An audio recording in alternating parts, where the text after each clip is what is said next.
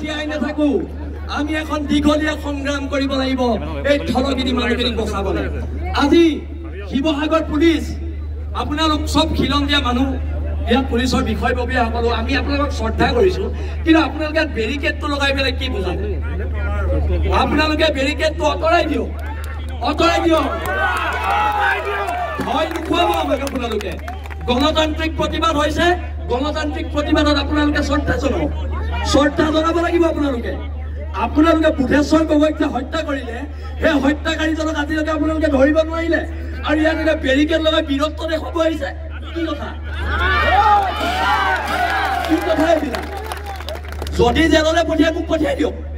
কিন্তু খিলঞ্জীয়া মানুহে শিৱসাগৰ ৰাজপথত খোজকাঢ়িবলৈ ওলাই আহিছো অধিকাৰৰ কাৰণে ওলাই আহিছো আপোনালোকে যে আপোনালোকৰ চৰকাৰৰ মুৰব্বীবিলাকে খুব টুইট কৰে এই যে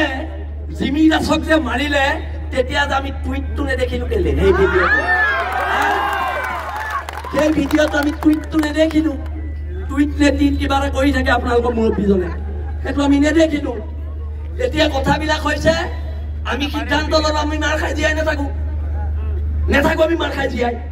আৰু আজি ইয়াত শিৱসাগৰ জনগণে এটা সিদ্ধান্ত লওক কিহৰ মাৰোৱাৰীৰ প্ৰতি কোনোবা অসমীয়া শ্বহীদৰ নামত সেই ঠাইখিনি শিৱসাগৰ পৌৰসভাই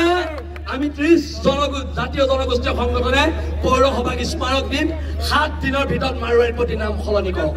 আমাৰ শ্বহীদৰ নামত যদি এলাহাবাদৰ নাম প্ৰয়াগৰাজ হ'ব পাৰে মাৰোৱাৰীৰ প্ৰতি নাম আমাৰ শ্বহীদৰ নামত হ'ব পাৰিব হয়নে নহয় আজিৰ পৰা এখন সংগ্ৰাম এই সংগ্ৰামখন আঁঠু কাঢ়ি কাণত ধৰি জীয়াই থকাৰ সংগ্ৰাম নহয় সেইকাৰণে আমি কওঁ হ'ব পাৰো আমি দুখীয়া আমি তহঁতৰ গোলাম নহয় আঁঠু কাঢ়ি অধিকাৰ খোজা আমাৰ নিয়ম নহয় সহ্যবীৰ্যৰে মহিয়ান জাতি তৰিলে দেশ মৰিলে স্বৰ্গ আকৌ কৈ দিছো অসম পুলিচক তৰিলে দেশ মৰিলে স্বৰ্গ এইবিলাক আৰু নহ'ব বহুত গুণ্ডামি হ'ল 17 চনৰ পৰা মাৰ খাই আহিছো 17 চনৰ পৰা আমাৰ মানুহ মাৰি আহিছে আৰু 17 চনৰ পৰা এইবাৰ আমি নোলোৱা হেঁতেন আজিও এইকেইটা জেলত নাযায় আমি ৰাজপথত নোহোৱাহেঁতেন শিৱসাগৰ থানাত OC টেবুলত বহি লাল চাহ চিংৰা খাই জামিন দি দিলেহেঁতেন হয়নে নহয় ফেচবুক লাইভ কৰি জাতীয় সংগঠনৰ ল'ৰা এটাক মাৰিলে মৰাৰ পিছত প্ৰতিবাদ হ'ল প্ৰতিবাদ হোৱাৰ পিছত সেই মাৰোৱাৰী মানুহজনক শিৱসাগৰ যেতিয়া OC কোন আছিলে মই পাহৰিলো OCয়ে লাল চাহ আৰু চিংৰা খাই জামিন দি দিলে সিহঁতৰ কাৰণে জামিনটো বৰ সৰু বস্তু লাল চাহ আৰু চিংৰা আৰু আমাৰ কাৰণে 3 মাহ জেল সিহঁতৰ কাৰণে জামিনটো লাল চাহ চিংৰা আমাৰ কাৰণে জামিনটো 3 মাহ জেল আপোনালোকৰ আইনখন ক'ত যায়গে মাৰোৱাৰীকেইটা দেখিলে ক'ত যায় আইনখন আপোনালোকৰ আমি স্বাভিমানেৰে জেলত থাকো কিন্তু মই আজি আপোনালোকক কৈ দিছো আজি প্ৰশাসনক কৈ দিছো স্বাভিমানে আমি জেলত থাকো কিন্তু 3rd ক্লাছ মাৰোৱাৰী এটা ভৰিত নধৰো না তাৰ পৰা পইচা খাওঁ না তাৰ লগত কিবা ব্যৱসায়িক সম্পৰ্ক আছে একো নাই স্বাভিমানে জেলত থাকিবলৈ আমি গৰ্ব কৰো আৰু যদি আপোনালোকে মই এতিয়াও কৈছো এই মানুহখিনিক যদি সুৰক্ষা দিবলৈ আপোনালোকে বিচাৰে সেইটো আপোনালোকে ঐতিহাসিক ভুল কৰিব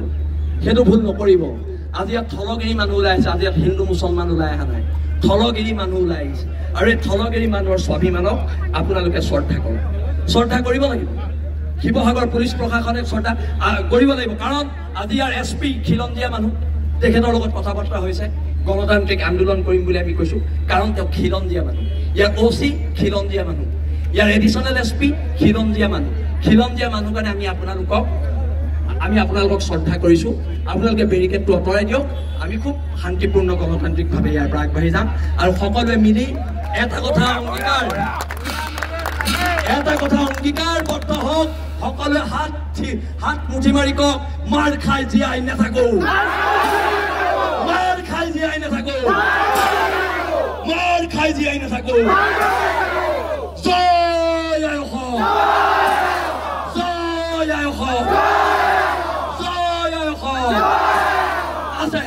লোৱা নাই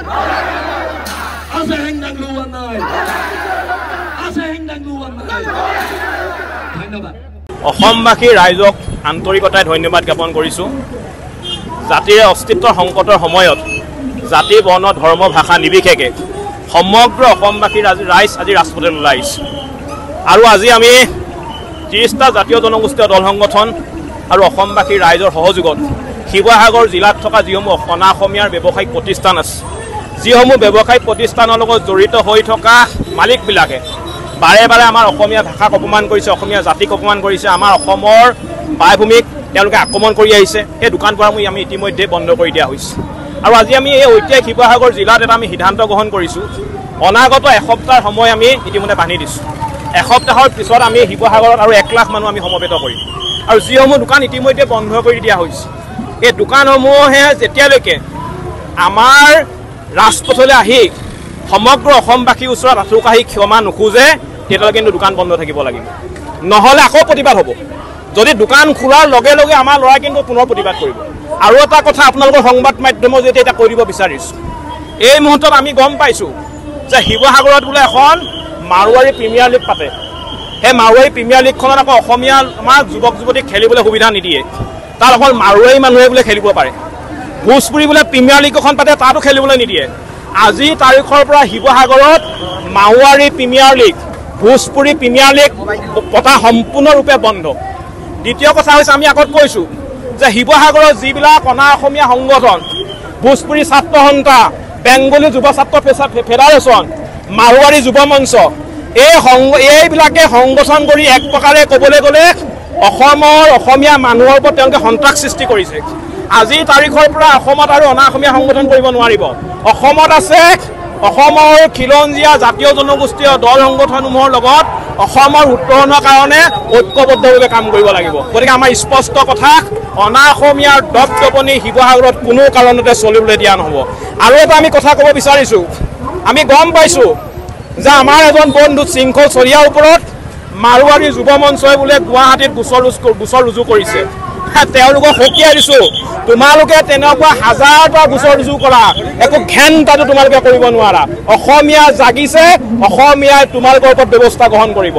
আজি এই শিৱসাগৰত যি ৰাজপথৰ সংগ্ৰাম হৈছে এই সংগ্ৰাম হৈছে খিলঞ্জীয়া মানুহৰ আধিপত্য আত্মনিয়ন্ত্ৰণ সৰ্বকালে যাতে অসমখনত প্ৰতিষ্ঠা হয় তাৰ বাবে আজি এই সংগ্ৰাম হৈছে শেহতীয়াকৈ জানিব পাৰিছোঁ বীৰ লাচিত থানাৰ শৃংখল চলিয়াৰ ওপৰত মাৰোৱাৰী যুৱ মঞ্চৰ কোনোবা ব্যক্তিয়ে কেছ দিছে এটা কথা ক'ব বিচাৰোঁ আমি তোমালোকক বুঢ়া আঙুলি দেখাইছোঁ এইখন অসমত থাকি ইয়াতে বেপাৰ বাণিজ্য কৰি তোমালোকে অসমীয়া মানুহক অসমীয়া জাতীয় সম্পদ ছোৱালীক অত্যাচাৰ কৰি তোমালোকে আমাৰ ওপৰত কেছ দিবা আৰু আমি সহ্য কৰি বহি থাকিম এই কথা কেতিয়াও গ্ৰহণযোগ্য নহয় আৰু ইয়াৰ বিৰুদ্ধে আজি আমি ভদ্ৰভাৱে প্ৰতিবাদ কৰিছোঁ ইয়াৰ পিছত আমাক অভদ্ৰ হ'বলৈ আপোনালোকে বাধ্য নকৰাব আমি 30টাকৈ জাতীয় সংগঠনে শিৱসাগৰৰ পৰা এটা কথা ক'ব বিচাৰিছোঁ যিসকল ব্যৱসায়িক আমি